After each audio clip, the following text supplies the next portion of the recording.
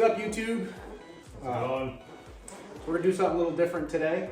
We're gonna just answer some questions about this beautiful machine. So we're gonna ask Mitch all these questions, and we're just gonna have some fun. So, Mitch Allard. Seen me in a couple videos for the 2000 ARM 125, and I was picking that up. Yep. Also, the 87 500, you heard my voice in with the Broke to Built contest.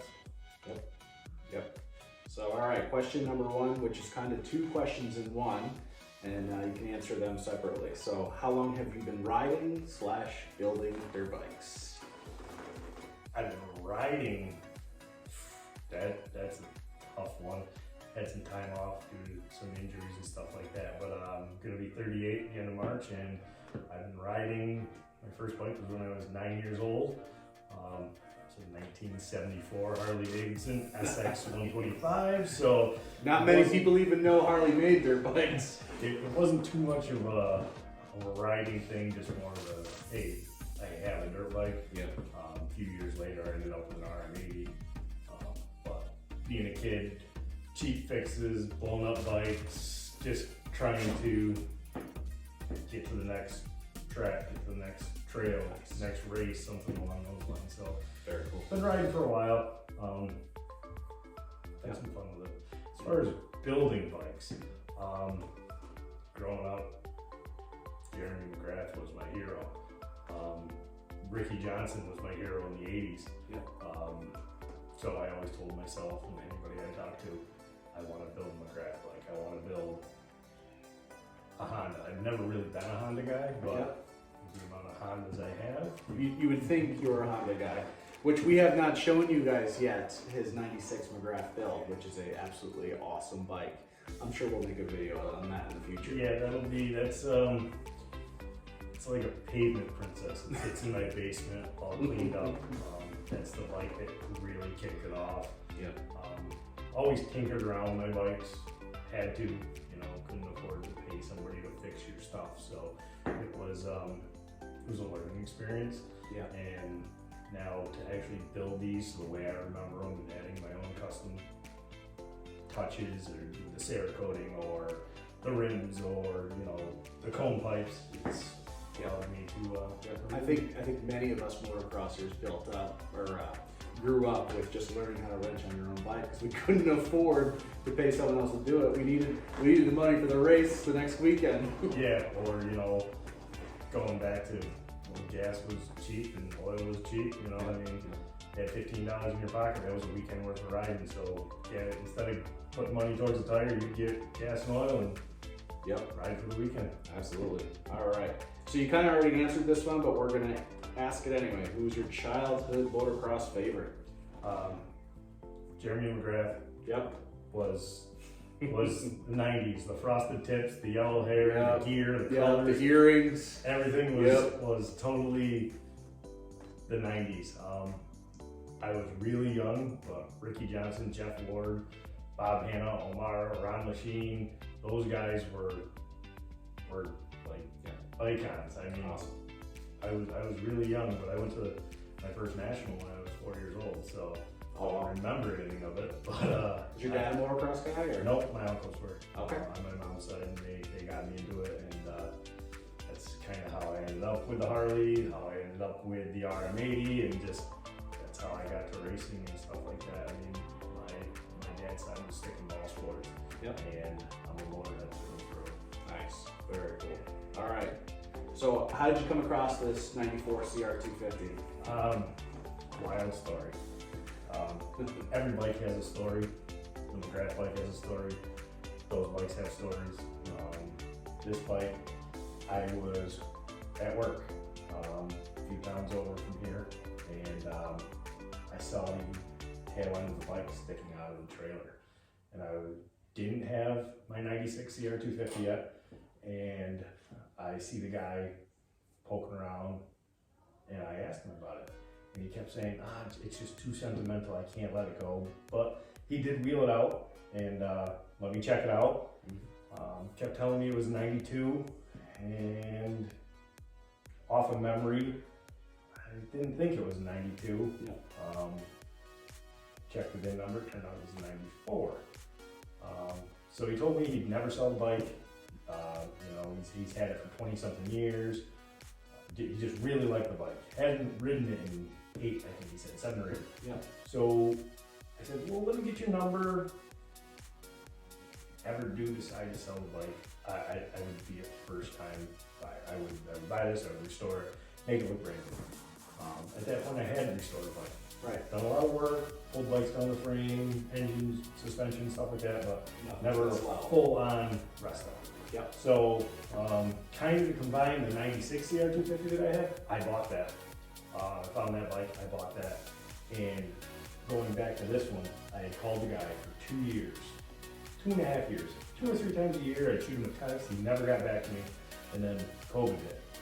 And he actually called me back because I left my name, my number, interested in the bike, let me know if you decide to sell it. He called me back, told me to come check it out and make him an offer. I kind of bartered back and forth and I'm like, well, you gotta give me an idea. Are we talking like $2,000 or are we talking $500? Right. He told me if I came with $400 cash, it was mine. So I think by the time I had said yes, I'd already driven halfway there.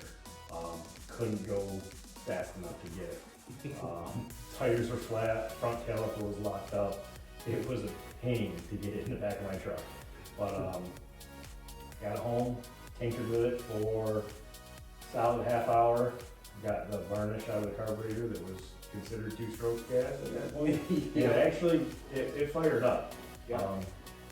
But which there is actually a before and after video on our channel already that you can see earlier on, and I will throw in some pictures too of this before and after.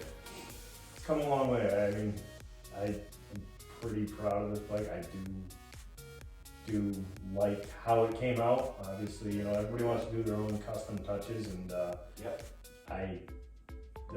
being a Rick Johnson, Bob Hanna fan from the 80s, I always liked how the CRs look with the gold rims. Yep. A couple other things that kind of are my own personal touches, but that's okay. All right, so next question. Let's talk about some of the challenges on this build. I know we had one really big one that you had to tackle on this guy. Yeah, this one was not prominent until you actually pulled it apart and looked. Where the swing arm pivot goes through the case, the entire, I'll call it a lobe, the half of the lobe was missing. Yep. And I'll throw in some pictures of that before and after as well. I was hoping maybe while loading it up it maybe fell or something like that. It was a clean break, but it didn't look like it was ground down or cut with a cutoff wheel. Yep. Judging by the way the guy took care of the bike, I don't think that he had actually tried to remove it to do swing arm bearings. Right. But there was wood screws holding the shrouds into the tank, and I wasn't too confident, but I actually give a shout out to Aaron Seymour, 834 Moral Builds on Instagram. Yeah. The man is a wizard with a welder.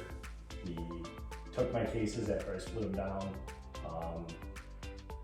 cleaned them all up, and actually machined a piece on his lathe and welded it in.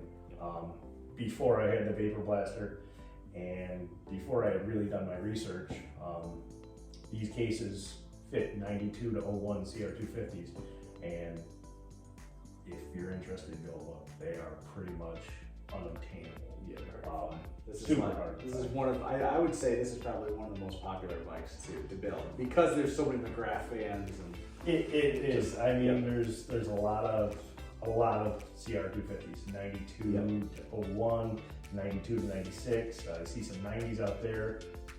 See the 97 to 01s. I think those are the more popular. Even though you start getting into the 05s, 06, 07s, when they stopped making the CR250, those are starting to become really popular.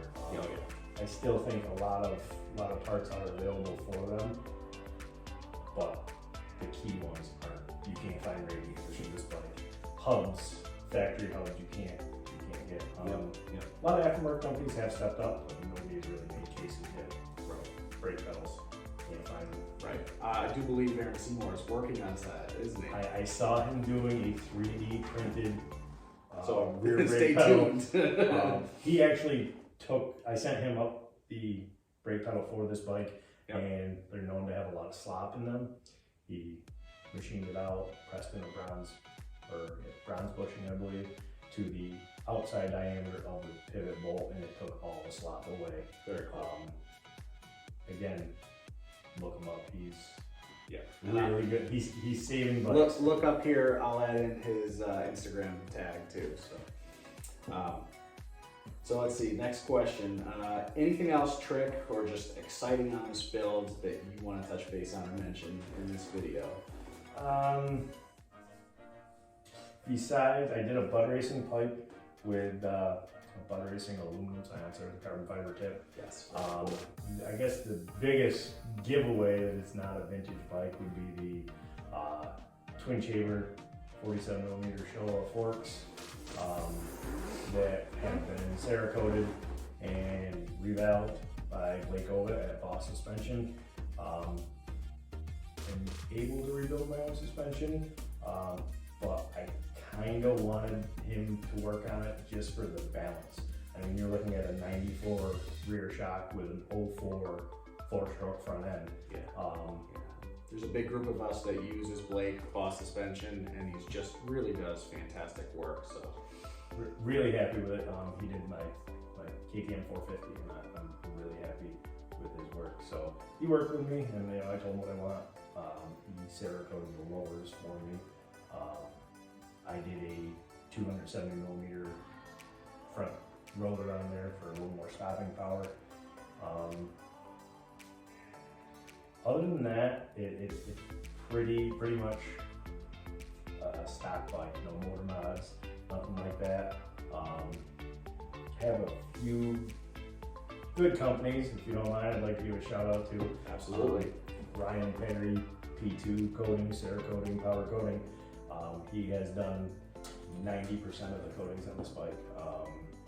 The hubs, he did the hubs, he did the frame, the subframe. He actually had to fab in some pieces on the subframe because it was so twisted. Anthony Moore and Evo MX. He did his seat cover, seat foam, repaired the seat pan for me, got me all the plastics, nickel metals, handlebars, grips, works connection, clutch lever. Did a lot of shopping on eBay for various parts. Again, Aaron Seymour. This bike would be a pilot scrap if it wasn't for Aaron.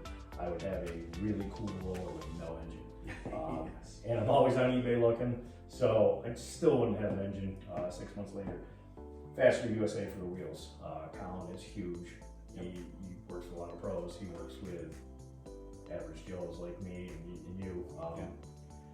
Spoke kits. Other than that,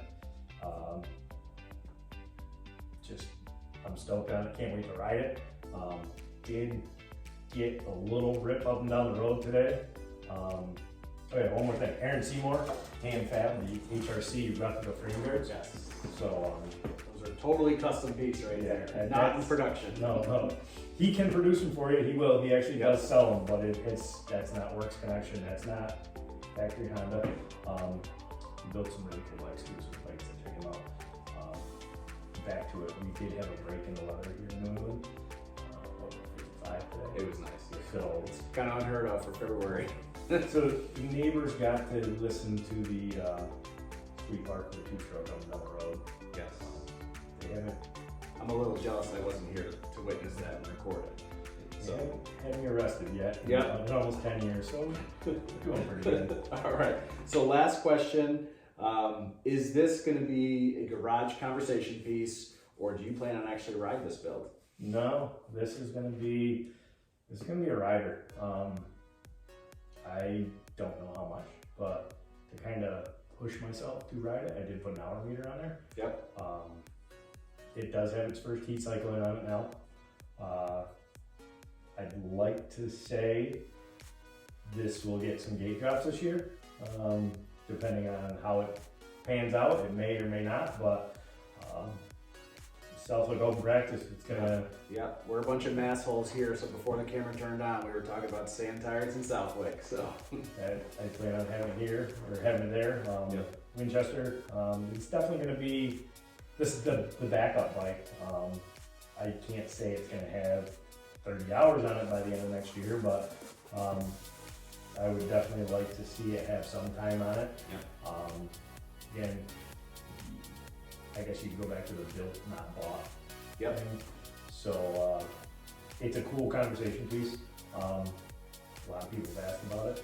It'll definitely turn some heads into the track, that's for sure. Which you do have a graphics kit that has not been installed yet. So that is my fault. Sandbox Kings really helped me out. Did a retro themed graphics, kind of off the 94. I will get you some pictures and maybe do a quick video once they're all installed. Had a really busy week, so I didn't get to actually getting them on there. But yes, we're 99% done. Yeah, we're 98.9. Not quite 99. But I do have it with my number, and we did some couple of surprises on there as far as that. But I will tell you, it is very 94-esque. Perfect. Awesome. So I think that pretty much wraps up this video. And as always, if you like it, like it. And if you want to see more, subscribe. And if you hit the little bell, that'll notify you every time we upload a new video. I'm sure you'll see more of this bike. And I'm sure you'll see many of the other goodies he's got built in here. So hopefully see this on the track too. Like Chris said, stay tuned. We've got a garage full. And comment below on anything. If you have something you want to say about this, we'll take criticism. We'll take just comments of any sort. We have other builds that we are in the process of working on. We got a 2000 RM125. There's the RM250 is an 04, right? Yeah, that's an 04. So we got an 04 RM250. We have an 87 CR500 that is part of the Broke to Build contest. And then I got my 03 KX250, along with a couple CR125s that are here that are not ours, but we're building. I actually have a good story behind them. Former factory Plano Honda 2001 race bike. One was an Ivan Tedesco bike. Verified that, which was a pretty cool thing. That is super cool. So we'll have to see if we can get some permission to film that. Well, we can't let that one out of the bag yet. Right. So we'll see. Maybe that one will let out of the bag, but when the final replica bike that viewers can't see, but you can, that's sitting on the lip there, we'll get some footage of that one. Cool. All right, guys. So stay tuned, and we will see you on the next one.